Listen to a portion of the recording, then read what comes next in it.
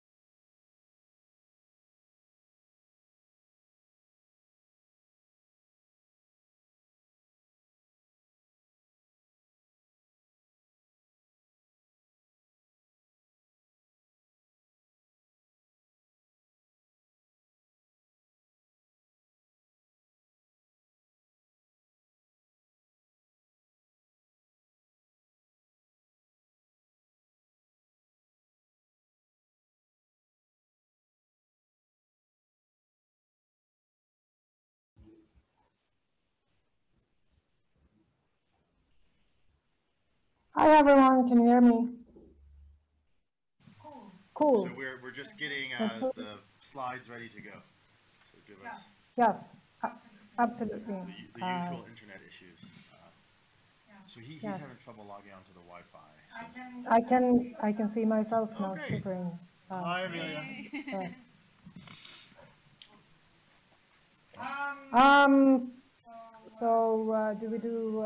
Do I close down my video perhaps? I don't know if this is if the remote participants should be using video. Kind of weird, isn't it? You're not getting on? Yeah, it sounded like froze. Could you? Hi Renata, hi maybe Andrés. we could reset the computer, or could you use Renata's computer? Put your slides on Renata's email. I have A USB. So maybe could he just use your computer and log into Zoom? Yeah, I'm doing that. I don't know. I mean, otherwise he could put the slides on his computer. We could do the next thing.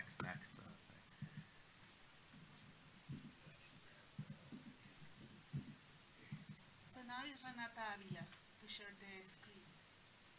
Okay, what's the username? Renata Avila.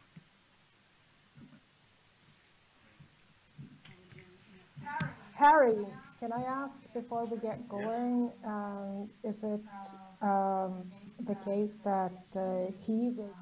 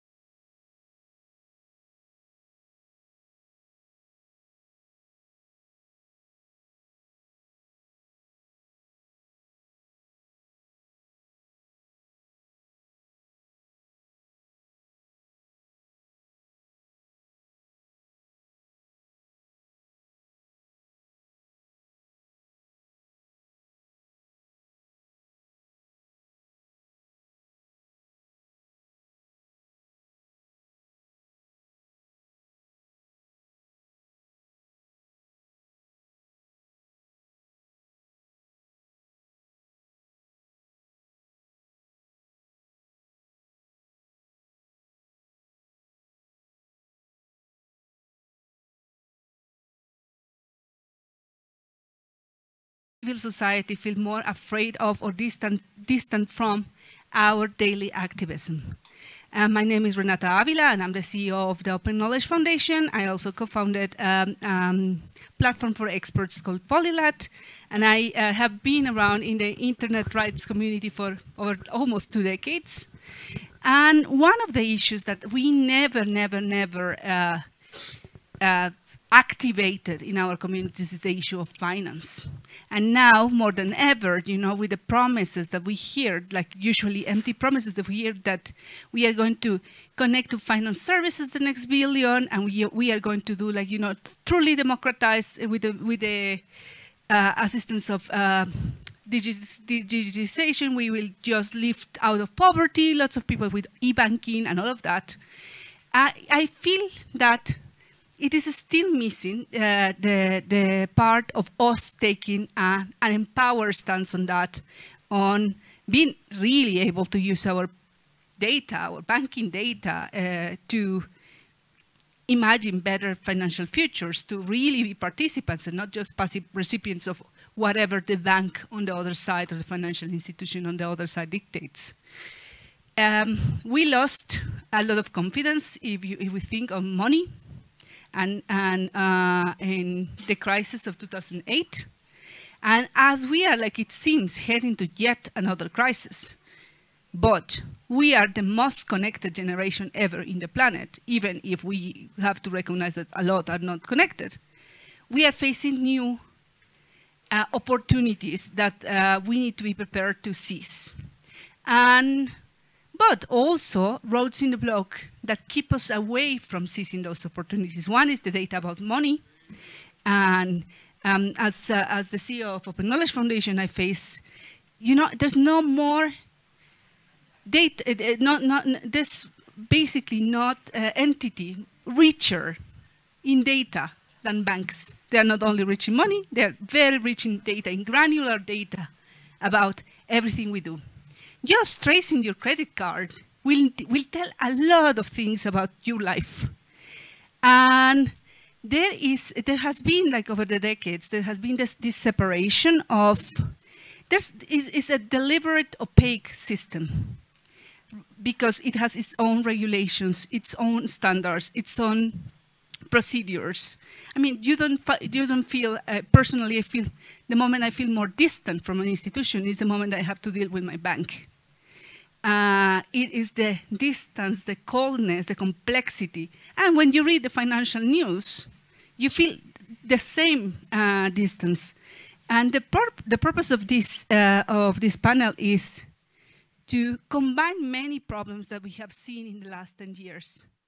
Economic inequality, financial inequality, democratic deficit, a deficit on transparency, and the urgent need to be actors in shaping the future we want, and not just passive recipients on whatever is dictated by the big institutions. It also explores, in a new twist, what we can do with technology and what we can do as civil society, or even as a multi-stakeholder group, organize to break these monopolies of finance and to really incorporate the power of technology, our power of our technologies in what we do. So I'm joined by 2 wonderful speakers and a wonderful moderator that is remote, with Andrés Arauz, who's an economist. He did his PhD in this precise topic, and he's also advisor of NIM Technologies. And Harry Halpin, who's an academic and activist. I think that he has been to how many IGFs? He will tell us. So many, using different roles. I mean, as activist, academic, and also the founder and CEO of NIM Technologies. And as online moderator is Amelia Andersdotter. She was one of the youngest parliamentarians in the European Parliament and one standing for these possibilities of this democratic future. So without after this very long preamble, let's go to the core of the discussion. Let's listen to what Andrés has to say on how to unlock the power of money and unlock the opportunities of the finance future for all. Thank you, Renata. Thank you to everyone here, both online and in person. I'd like to tell you a story and end up with a proposal, which is what we should do about perhaps one of the richest data sets that we'll find about our lives, which is the data of money, the data of our financial transactions. And to begin with, I'd like to make a really, really brief presentation on how a payment system works and all the data that comes incorporated in it. So when you do a financial transaction, and I don't know if you can help me project the slides on the screen for everyone here in person, we have a person that's a sender that has an account at their own bank. Then the person at that bank, if the receiver is at the same bank, it will be a very easy transaction, and all you need is one bank for two people, right? If we share the same bank, the bank will be in charge of settling that transaction, and it can probably even happen in real time.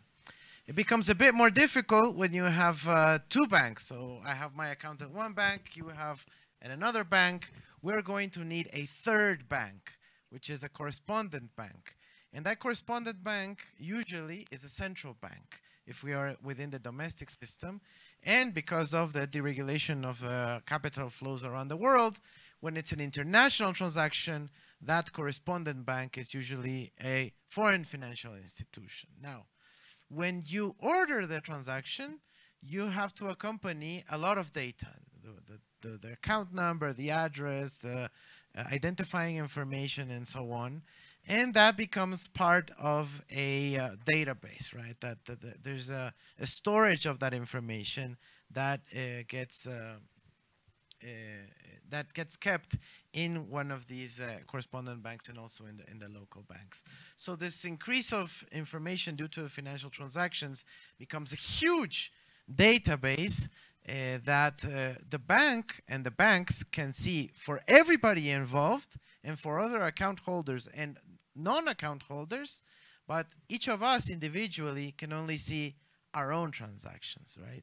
So there's an asymmetry of information which derives into an asymmetry of power.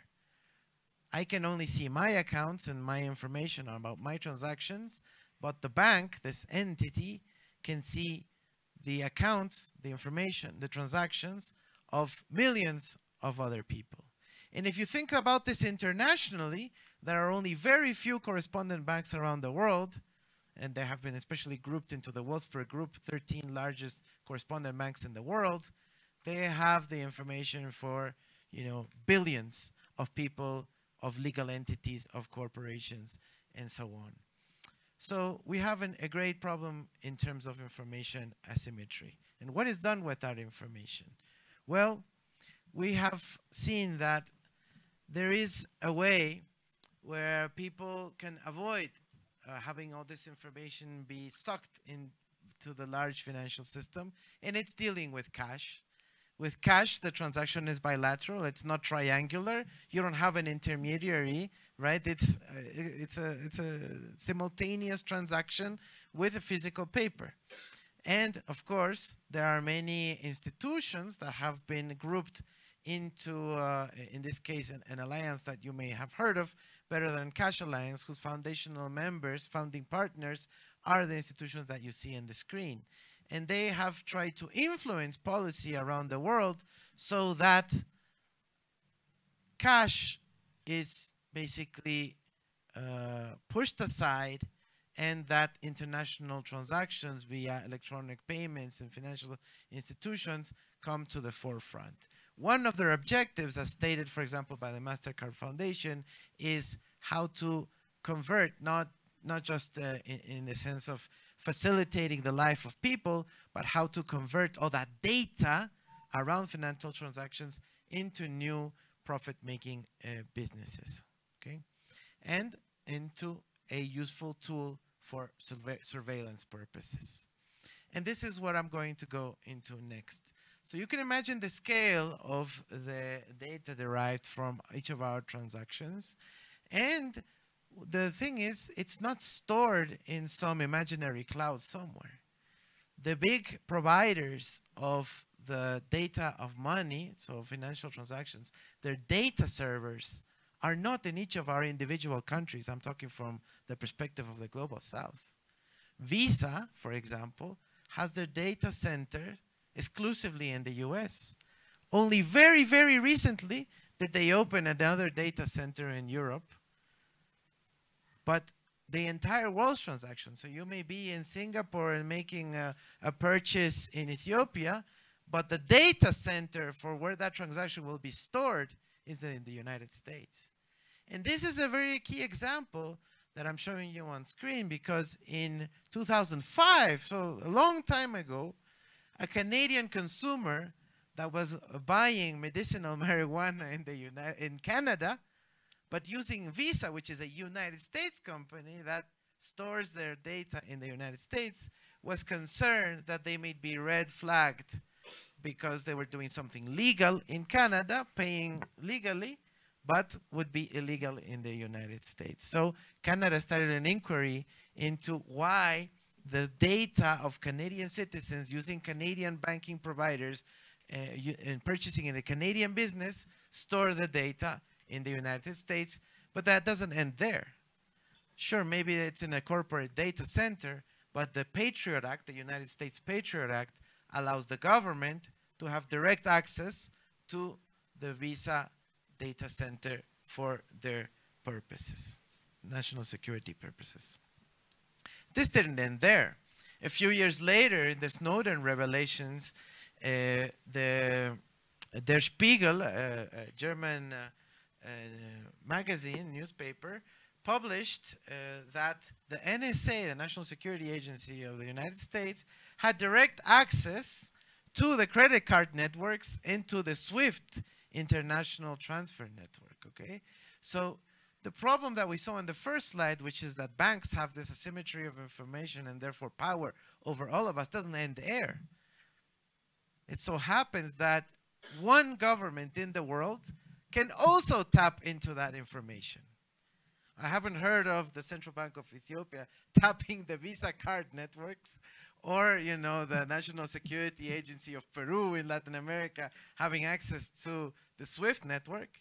It is only one country that legally or illegally, through these back doors, has access to the entire world's credit card transaction networks and international transfer transaction networks. And the evidence doesn't stop there. You can see the documents that were leaked by Snowden, where they explain with a lot of detail how they retain the bulking in transactional data and how they use it for intelligence purposes. In this case, they have access to data from financial institutions in the Middle East, Pakistan, Zimbabwe, and Kenya, and the entire credit card network from around the world. They use the lingo for this in the intelligence community is FININT, for financial intelligence.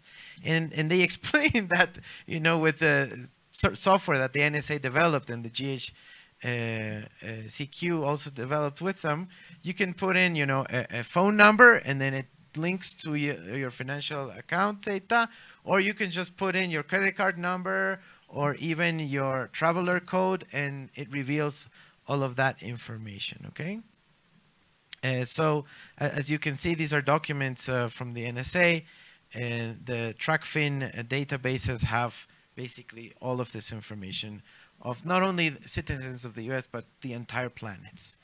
Now, this didn't end there. A few months ago, actually, a bit more than a year ago, you had protests in Canada against some of the COVID policies organized by truckers. And in Canada, an emergency decree was issued, an executive order was issued that basically allowed for the freezing of the accounts of the protesters. So you can see the power that surveillance over the data of money can have over popular mobilization. Now, I'm not judging whether the reason to protest is correct or not, but ignore that for a second. The fact that they can freeze the accounts as a way of threatening mobilization of people is extremely dangerous, I think. And This is an analysis most recently published. This is actually this month by the Canadian Public Order Emergency Commission set by the Canadian Parliament, where they analyze how much they got to freeze, and it's the top two pink and orange rows there, flows. They were able to freeze basically most of their money that was destined via these crowdfunding campaigns to the protesters. But it doesn't end there. Now the technology is available so that you can also do surveillance on the blockchain, on the different kinds of cryptocurrencies, which are, of course, transparent and available on the blockchain. And for example, there's this private firm called Chainalysis, which you may have heard of, that specializes not only in macro analysis of the money that is moved around in blockchains and of the different cryptocurrencies, but they can do basically reverse engineering, and they can analyze with sophisticated tools, but which are not too difficult to arrive to, the degree of the movement of money within the blockchains as well. And this is the most recent revelation by the United States Senate, that it is not only the NSA that had access to the credit card in SWIFT and other networks, but also the Central Intelligence Agency. Now, this is a huge power asymmetry, where sometimes people in the civil society have concerns over government surveillance, but here we have to make sure that we understand that it's not just any government or a small government or a local government that's doing surveillance.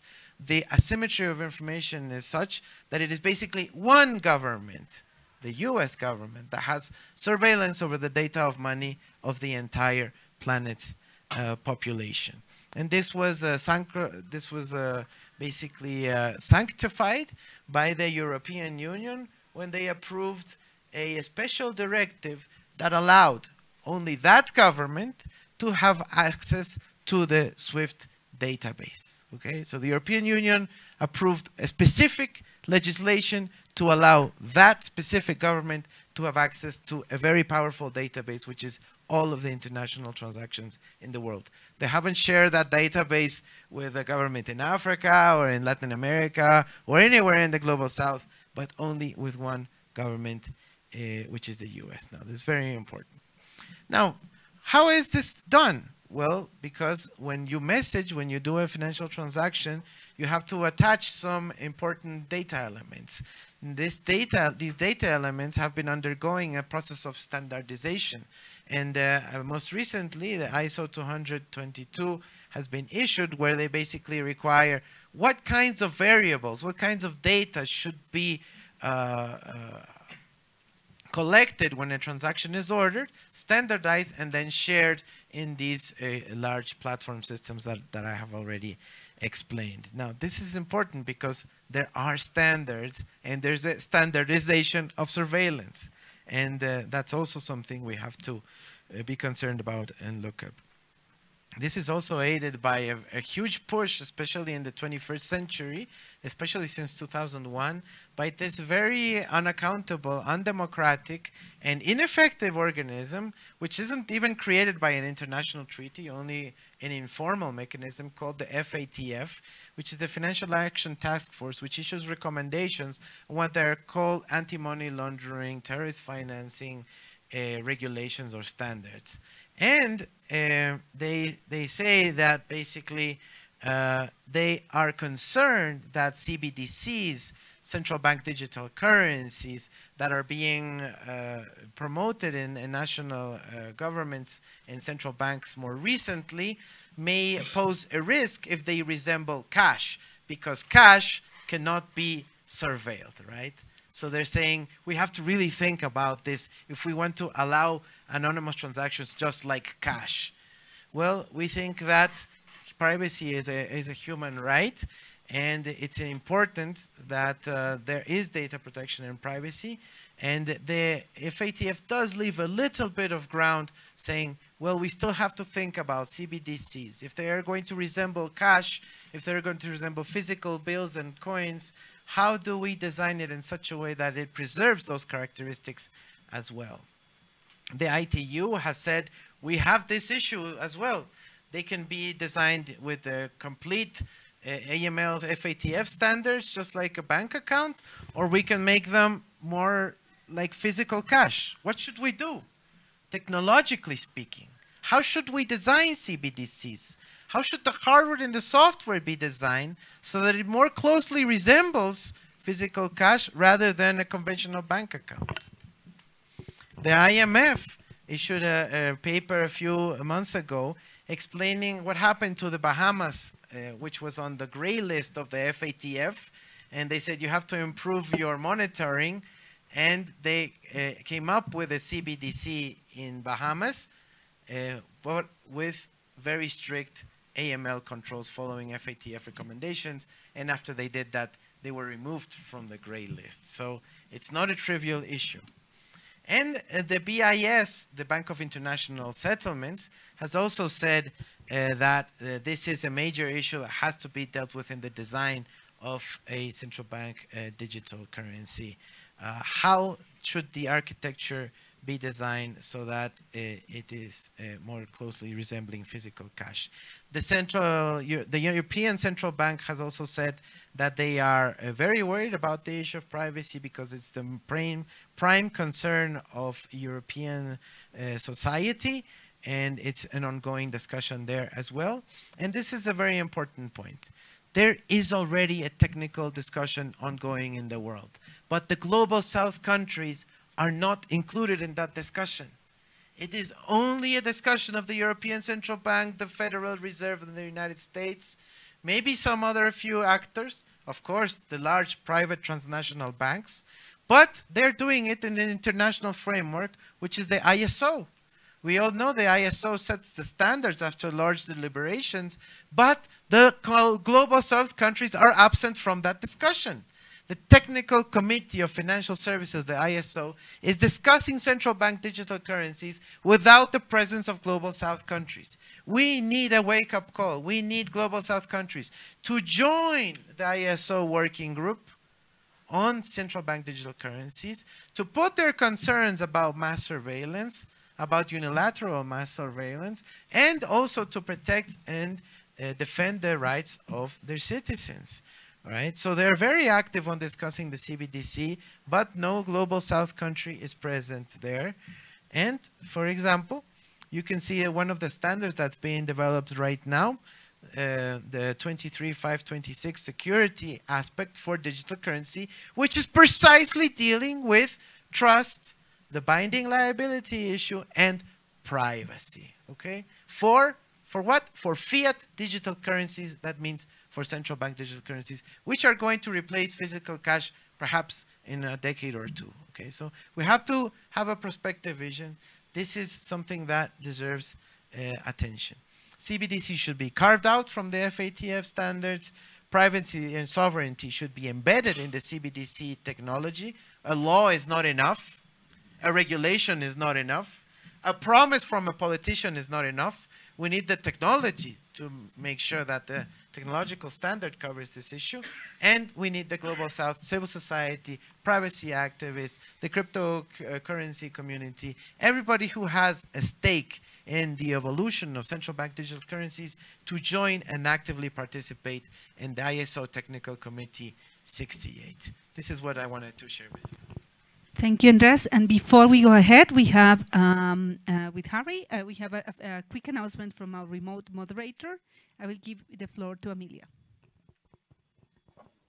Thank you so much, Renata. I will keep my video turned off for now. So I've already put it in the meeting chat that if you are a remote-only participant and you would like to post a question to one of the panelists, you can either put Q in the meeting chat or raise your Zoom hand, and me and Renata will coordinate to ensure that you are given the right time to speak. I also see immediately deviance from the system. I have one comment in the chat and one raised hand with the raised hand proceeding.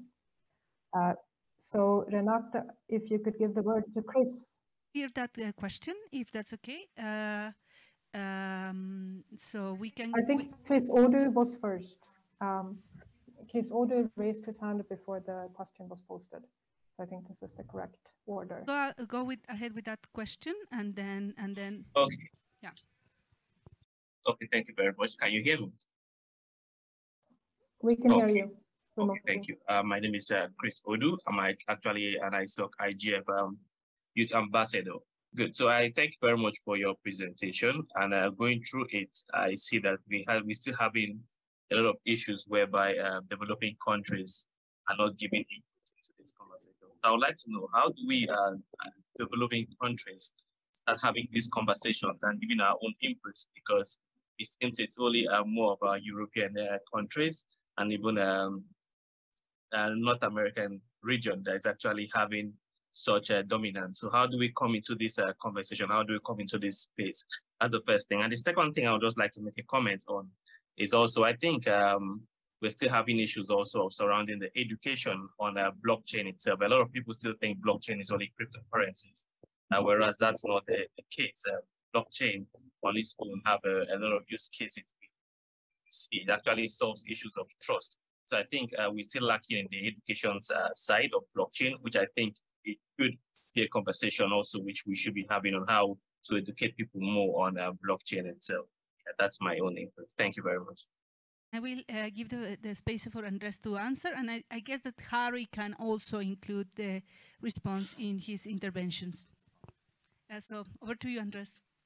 Thank you. Just briefly, you can join the discussion with spreading the message that we're trying to convey here at the IGF. But in the technical discussion, I invite you to join the ISO Technical Committee 68 working group and in the technical committee itself through your national standard setting body, which is a member of the ISO. It's usually the standards agency in each of our countries, and they have to allow you to go in. It's a very nominally open process. It's supposed to be democratic, but the problem is it's opaque. So here we want to get rid of that opaqueness, make it transparent, and show you that there is an open door. The problem is they have never told us that the door is open. The door is open, and we have to go, and we have to participate. And of course, we're going to start trying to activate some people in different countries of the world, the global south, developing countries, to join that initiative.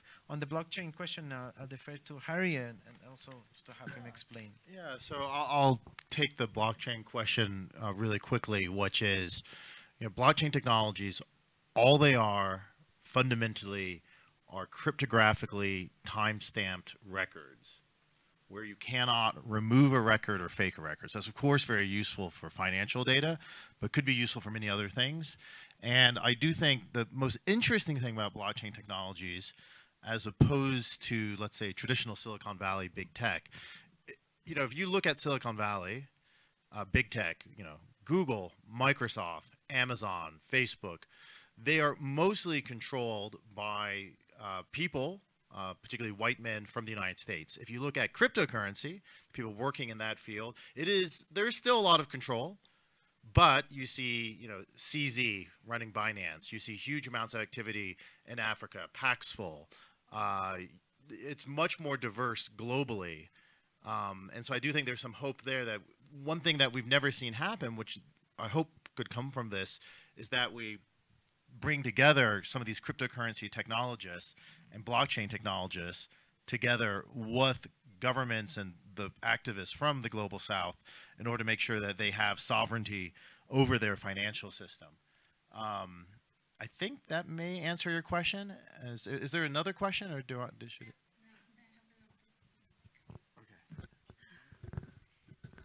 There's just a comment, and I guess that you can address it as well, from Dr. Milton Müller.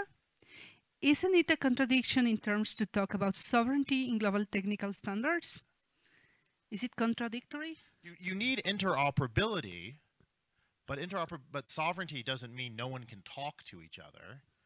That would be useless. Like if the French standards, if I couldn't use a website because I'm only allowed to access, let's say, French websites in France, websites that are in French. I couldn't access English language websites. That would be ridiculous. It's the same with financial technologies. You know, the wonderful thing about the internet is that I can, in theory, doesn't matter, you know, if I want to access Wikipedia, I should be able to do it from Ethiopia, should be able to do it from Syria, should be able to do it from the United States, and we all get the same level of access, the same content. And that's immensely empowering. This is done through standardizing the minimum necessary technical configurations in order to empower people and spread their capabilities. So I don't think there is a contradiction there. The contradiction only happens when you have what's called imperialism. When you have countries, for example, the United States, or companies, let's say Google, I left the World Wide Web Consortium over digital rights management, force people to obey their particular standards. So for example, everyone here probably went through COVID, probably tried to watch movies, and it was very hard to prevent people from watching movies over the internet until the DRM got baked in digital rights management, which forces you to pay for the movie, won't play the movie without that, got baked into the HTML itself via the monopoly of Netflix and Google in terms of web standards. So, you know, that is, I think, functionally just imperialism and should be resisted. And I want to just talk a little bit, comment on what Andreas said. So I come from a technical standards background, used to work at W3C at MIT with Tim Berners-Lee, the inventor of the web, worked in the Internet Engineering Task Force, who we've been discussing Andreas's proposal with, in what's called the Security Area Applications Group. And, you know, the IETF, this is the organization that Vin Cerf and others kind of co-founded and worked in when they were young. And there are also people are interested in reviewing these standards. There's another way to get involved. But ultimately, the problem with the IETF is that it is a good old boys club. It's a network of individuals, often somewhat old, often from the global north, and that it is probably more useful at this moment to try to get people in the global south involved via the ISO and ITU. I do want to look really quickly at what is it that the FATF and CBDCs are trying to abolish. So let's grab Ethiopian beer. You look at you can also tell what's important to a country by looking at what's on their money, right? So you see, it looks like a pretty happy group of people. I guess maybe different tribes or a family. You look at slightly larger denominations and you see nature, a bird of peace, obviously not having a good time right now in Ethiopia. But if you look at the US dollar, which is where I'm from, you know, we claim, you know, to have abolished slavery, but we have slave masters on the dollar. We have people on the dollar. Now, I moved to Europe. I worked for the French government. If you look at what's on the euro, what is the picture of the thing on the euro? It's interesting. It's infrastructure. There's no people on the euro. You have bridges, right? Bridges and other kinds of kind of public works. This is what the European Union believe brings together Europe. And the future of what will bring together and empower people in the world is probably financial technology, not the control over bodies, not the control over the domain name system, which is a big topic here, has been for a very long time, but the control over finances. And we are faced, you know, in a world where cash will be abolished. That's the plan. And it's either going to be abolished in such a way that there is essentially no privacy, that we have essentially a global surveillance apparatus, and that political dissidents, which, you know, are what brings society forward since for hundreds of years, can have their cash, their access to finances turned off. It doesn't matter, in the way that the standards are currently set up, you know, the US would turn those finances off. It doesn't matter if you're the president of Ecuador, it doesn't matter if you're an activist and lawyer from Guatemala, it doesn't matter if you're a normal person in Ethiopia. And that's a very dangerous future, and very few people are paying attention to it. And despite all the talk about privacy from Europe, it's mostly nonsense. You can see the European governments themselves gave access to all financial data to the United States, rather on purpose. So the only way forward I see would be that if, you know, people, in order to basically have control over their own lives, need to have control over their own money, over democratic control, over the creation and management of their own money. People should not probably be held hostage to the Fed, to the Federal Reserve or the FATF. And that is, as long as, you may have a country leaving, their armies leaving your country, like the US leaving Iraq. You may have the former colonialists, like France, leaving countries in Africa. But as long as the financial system is still controlled by these few powers, the people will never have freedom. And so in order to have freedom, we will have to control our own currencies, and that will involve a political struggle, which will take place in the realm of standards bodies. So we need people involved, and also in the realm of people just being active, refusing to use CBDCs if they violate privacy, pressuring their own governments, and getting into the streets. I don't think there's any other way that we're going to survive the next 100 years without that. So thanks a lot.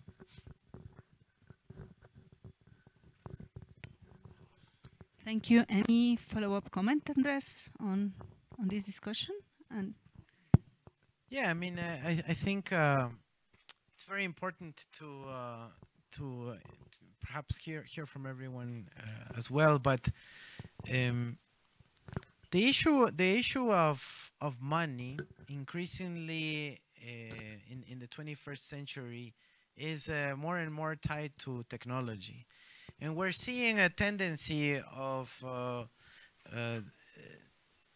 a merging, basically, in de facto merging of big finance, big tech, and big government simultaneously, okay? And if we don't have a overarching solution that can deal with these issues from a democratic, a perspective of basically liberation, and that can sustain the progress of humanity, we will be much closer to the Leviathan. Now, I do want to make a very key distinction here. The problem is not what little or big or medium-sized surveillance that a small developing country can exert, right? One, because it doesn't necessarily have all the tools to do that. Second, because it's not of systemic importance in terms of the world. It is important in terms of human rights of people and population, but we are talking about something many times bigger that de facto is heading an extraterritorial mega surveillance of the entire planet's population that has access to money. That has access to money, which in the 21st century is access to basically electronic accounts and systems. Now, small developing countries could design a system where the money that goes through the banking system and the electronic version of money can be taken advantage of with big data analytics and so on for policy making. And I think that's an opportunity that has to be taken advantage of, that has not been done, because the data centers and the information is not even stored in our national countries, right? So data localization becomes an important issue as well. But that's very different from the legal tender type money, which is physical cash, and which will increasingly become central bank digital currencies, which on the other hand requires protections embedded in the technology itself so that the human rights to privacy and individual sovereignty can be guaranteed. That's something that I wanted to add as well. thank you. So we will go ahead with questions from the audience. Because we already give a space to the remote audience, I would like to give an opportunity to anyone here. If you want to raise any question or comment, it would be great if you can raise your hand. Yes. Anyone else? So studios too. I'm here now. Okay. Thank you. First of all, I would like to appreciate, especially having United Nations to host Ethiopia the 17th anniversary, 17th Intergovernmental Forum. This is a historical event. As I see from the lecture, from the presentation, currently the world is in a currency war between the SWIFT system. The current SWIFT system has to be changed. I just want to mention one question and then I'll have some. How can we move from using physical fiat currency to digital currency? There are three problems. I'm doing research in Australia at the moment. The first problem is the government continue printing physical fiat currency and bank not able to control those monies, which is physically. The second problem is the increasing activities of money laundering and illegal printing fake money, and also this is worldwide and nationwide. Based on these two problems, there is another problem. The third problem is the rapid advanced technology such as blockchain, as you said before, and NFC, NFT, AI, and quantum computing. Based on this problem, we need to further analyze what we know and what we don't know. So for me, there is a problem in the current system, as we see from the lecture, is that the United Nations have a plan to either modify the current system of the SWIFT, the current SWIFT, which is Society Worldwide Interbank Financial Telecommunication. So that's the current system at the moment working there, which is 857 national banks association at the current level. For the current system, what we see now is after the Ukraine war, and then also the establishment of the BRICS, and then other organizations, I can list for you here. There is a group of countries, such as in Africa, we have the Lion economy, which is Ethiopia, Kenya, South Africa, Nigeria, and Ghana. So how we approach to change or modify the current system, I'm talking about the, not talking about the privacy, all that, but how we save third world countries or south to south to include the current system, which is driven by the north and the western countries. We need to put this world into a safe internet can govern for all of us, not the giant companies and developing countries. Thank you very much. Thank you so much. Please, who wants to respond to this one? I can take it. Yeah, I mean, it is a global monopoly. It's SWIFT is it's a private, it's a cooperative, but it's owned by banks, and it's established in Brussels. It works under European Union regulation. Its information is exclusively shared with the United States. Okay, so it's clearly a what you would call a digital colonialism institution. And with an additional level, which is that there's a money issue involved, okay? Now, SWIFT used to be known before 2011, approximately, as a neutral global public good, right? It was almost as good as the International Postal Service, right? So you would just send an email, or send a letter and it would get there, right? It was an international protocol for sending information, just like email. Now, it's starting with the US influence over the European Union. SWIFT was threatened to be sanctioned if they didn't pull out Iran from the SWIFT system, and that's how it started. And most recently, after the Ukraine war against several institutions of the Russian Federation. But that's probably going to increase, not decrease, right? So they are weaponizing a global public good against different or specific entities when it was supposed to be a neutral institution. So what we need is a resilient design that allows for a international, a true global public good that can be governed, for example, in a multi-stakeholder framework, hopefully within the auspices of the United Nations, that can guarantee this neutrality, just like the International Postal Union, okay, which guarantees that if you send a letter, even in the countries that are at war between each other, that protocol, physical protocol of sending a letter and arriving to the other place will occur. That is an issue more of politics than technology, but we can design in this international, truly existing framework of technology, the protocols for that to happen as well.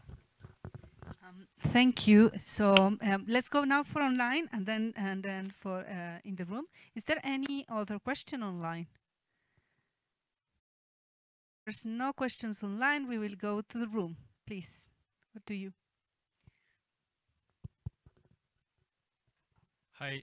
First of all, sorry I joined the session a little late, so this is something that may have already been addressed. But historically, something we've seen with technology and CBDC itself essentially being a technology is that there is often an efficiency slash scalability versus privacy trade-off that's involved. So for example, if you look at search engines, what we've seen is that Google, even though it's not the most private search engine, continues to be the most popular among general citizens because it's able to deliver certain results. So do you see a similar efficiency privacy trade-off being prevalent in the domain of CBDCs as well?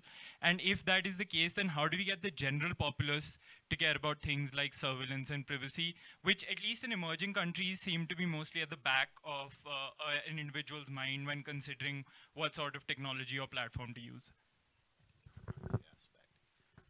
Yeah, so I think I'm just going to deal a little bit with the privacy aspect and the scalability aspect first.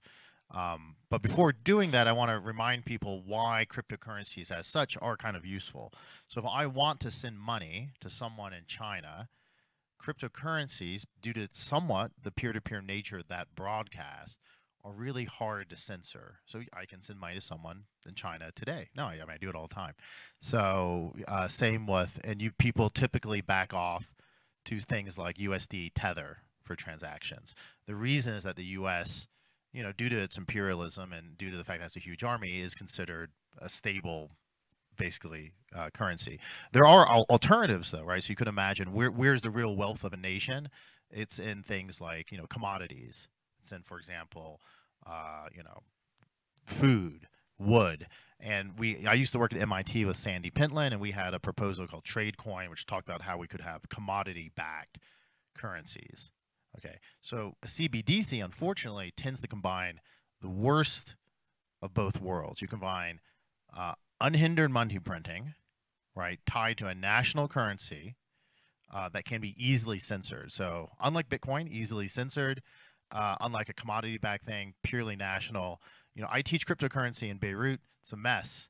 Soon as, you know, the government starts overprinting and being opaque in their bank, you know, your savings are wiped out, at least if you're middle class or poor. Rich people can just pay back debts earlier. So this is a huge topic. Technically, though, it's not that complicated. Technically, what you need is a distributed ledger with agreement on how the money is printed, ideally democratically, agreement on what that money is. Maybe it's purely fiat, maybe it's commodity backed, maybe it's a mixture. You have proposals like the Bancor and other things out there, XDRs for years. And then in terms of privacy is actually, there is somewhat of a scaling issue, but the scaling issue only is encountered when you try to store every transaction in the blockchain itself. Slightly better designs, I would look, for example, the Blockstream's liquid design, basically say that the whole point of a blockchain is to keep things transparent. So everyone knows who's printing money and who's getting money. And some of that information should be public, right? And that's what you might want to store in the blockchain. Then you have another concept. You have side chains, which could store private data, or even better, offline eCash. That's the design that Switzerland's going with in some of their CBDC work. That's the design my company is working on. We'll print it. I can be happy to share. It's called offline eCash. But effectively, it works like cash. You would use the blockchain simply to monitor the transfers between different, you know, the central bank and the other banks in the country. But when it gets down to the level of individuals, it doesn't make sense to put your transactions on a blockchain. It makes sense that you get essentially some form of e-cash that's completely private, that can be stored on your phone. And that, those transactions take milliseconds. I'm happy to share the exact stats with you afterwards. But we think that the technology exists to do this work properly. What does not exist currently is the political will. And the political will doesn't exist because no one knows all the stuff at FATF is happening, except Andreas, basically. Any other question from remote or from the audience now?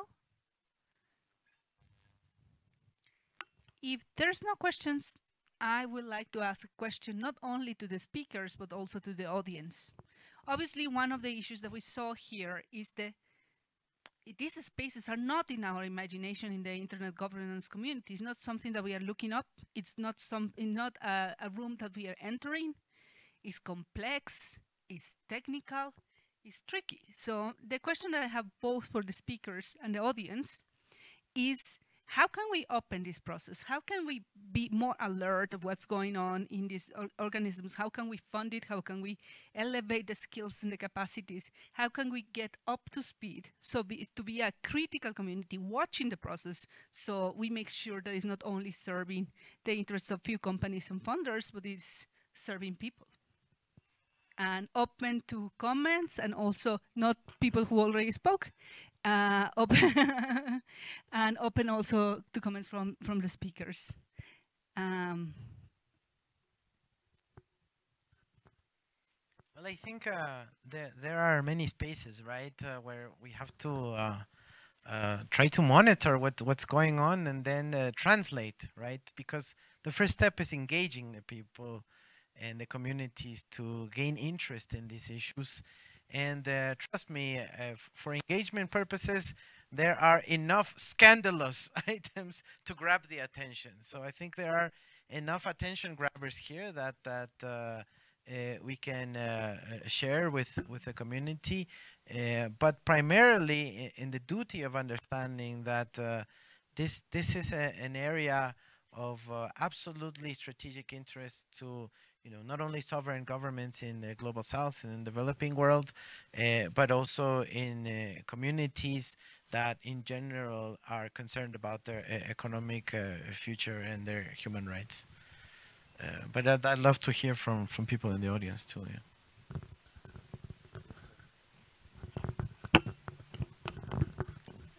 Sorry,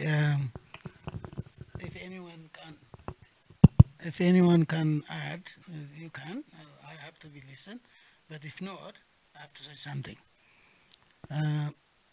As I said before, we need to make peace global society. The global society has to connect it together by the internet inclusiveness. To do this, we need to equip the human resource. All what we do now is, as we hear, most of the developed countries' private investors is doing what they're doing. 3 weeks ago, they pulled $150 billion to put cryptocurrency down.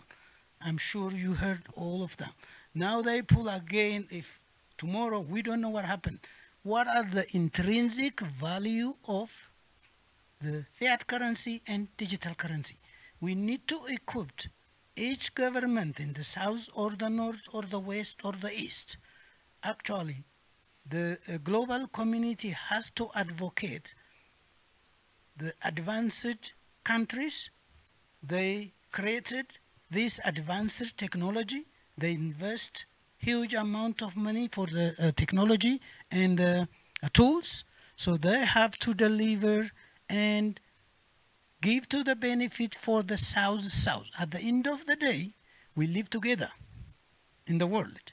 So no one being a winner. We saw the last 2 months what happened in Ukraine. So what we need to do, we need to cooperate each other. We need to help each other, not take Let us learn, give and take for our benefit and the globalization of internet for a peaceful, stable, accurate, and sustainable development. Thank you. Thank you so much. And last question, because it's, oh, great, another question. We have still time to 2 questions. Thank you. I'm Luis Fernando Castro. I'm from Brazil. I've been a former member of a Brazilian Internet Steering Committee. Now I'm a lawyer and I'm responsible to represent the CGI in University of São Paulo in a special share that we created to discuss these issues. I'm surprised to listen to this event, in this small event, such an interesting subject that I cannot follow it completely because there are many information, many names that I don't know. But when we go to the main session and we listen to the same principles, the same ideas, same desires, I feel frustrated to come to the IGF. But when I listen to such an interesting point like this, with very, very objective and important and relevant consequences, I ask to myself, I will talk to you to try to go further in this discussion, maybe in the university with the steering committee, because I think that that's the point. I regret that most of the time we discuss in European or North American ambience, and we don't go straight to the point. We are just discussing like a theater, when the main things are discussed in other places. You talked about Snowden, and we all know what happened to him when he brought disinformation for the society. Well, I will make, I thank you, I congratulate your initiative, and I will take contact with you to try to get further information or to propose any discussion in the place of the university and with the CGI. Thank you. Thank you so much. I will, do you have also a comment? Please go ahead. Yes, my name is Johannes from Germany, and maybe my lack of knowledge and the context of the discussion might actually point to something, because I'm wondering I want to make a distinction between the political and the technical, so the political problems and discussions and the technical solutions and the design of how to proceed with a maybe more just financial system. So I'm wondering, should the technical solution, and maybe I was actually hesitant going here because of the word blockchain and because what I have in mind when I hear the word blockchain. So what should proceed? Should the political, how do we design the political forum for this discussion, or should we have the technical solution at hand to show to political leaders? I mean, Harry, or? So again, technical discussions are actually political, right? That's when and let's think about this. Let's say I build a CBDC. The U.S. already has one. It's called Open CBDC. It's at least there's different designs, but they have at least one, and they have one piece of software. And Russia, I was there a few years ago, they have another piece of software. China has a third. Countries like Ethiopia, I mean, it's going to be a classic situation of cyber colonialism. Whose software are you going to choose, right? You're going to choose the American software, Chinese software, Russian software. Why can't, you build your own software? And Ethiopia has great universities, great programmers, probably could. But again, the point of going through an open process based on standards where the politics are kind of on the table is that the goal would be that countries can build their own software, that if they do so, they will not be exiled from the financial system, and countries can have, as I think you mentioned, south to south money transfers without everything being routed through like a database in North America, which is completely crazy if you just think about it for a second. There was once a famous joke by Julian Assange where he said, Putin can't even buy a Coca-Cola without the United States knowing. And that's true for all of us, unfortunately. We still have one question, and we really need it. to close because we have like 1 minute, 0 minutes almost left. So we will go ahead with quickly the online question and then wrap up, and then we are available outside for follow-up comments. Over to you, Amelia, or whoever is asking. We have, yeah, we have one question from Mahdi Adagari. So please, you have to go ahead. Hello, can you hear me? We can hear you just fine. Thank you. Good morning, good afternoon, and good evening to our participants. Thank you to give me the floor. And thank you for interesting and helpful discussion of this topic. My name is Mahdi Adigiri. I'm from the private sector of Iran, and I'm a researcher in field of new technology.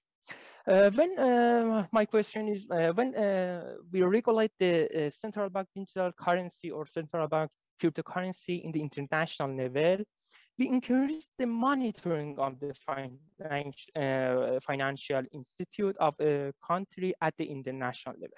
Okay, so when there are fewer nodes in the less development country, it means that the more control in with the people and group that have more stake in case such as proof of stake consensus mechanisms.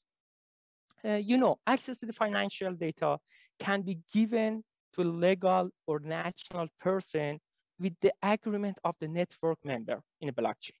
When most of the members of the network are from developing country and powerful country, how are the right of developing country or less developed country respecting the blockchain? How can we have freedom in our financial system and have a production of financial sovereignty? Thank you to giving me the floor. Thank you so much. Who wants to answer the question? I can answer the proof of stake, but maybe you can answer the sovereignty. So again, I don't think people are imagining like a single giant blockchain running everyone's financial transactions. That might be the only possible system that would be worse than the system we have today. What I think people are hoping for, if you wanted like a sovereign system, is that effectively different countries, regions, even cities or individuals could each all have their own kind of financial blockchain or e-cash system that doesn't involve a blockchain, and that these could interoperate with each other so that you could, like, for example, in Bitcoin, if miners don't vote for your transaction, it gets put in the mempool. If it's not put in the chain, it gets kicked out. That's some form of censorship. We similarly in a kind of financial system, you wouldn't want like a majority of countries have to vote on every transaction. That's crazy. You should be able to do your transactions and then record as needed and share as needed using open standards, perhaps produced by ISO.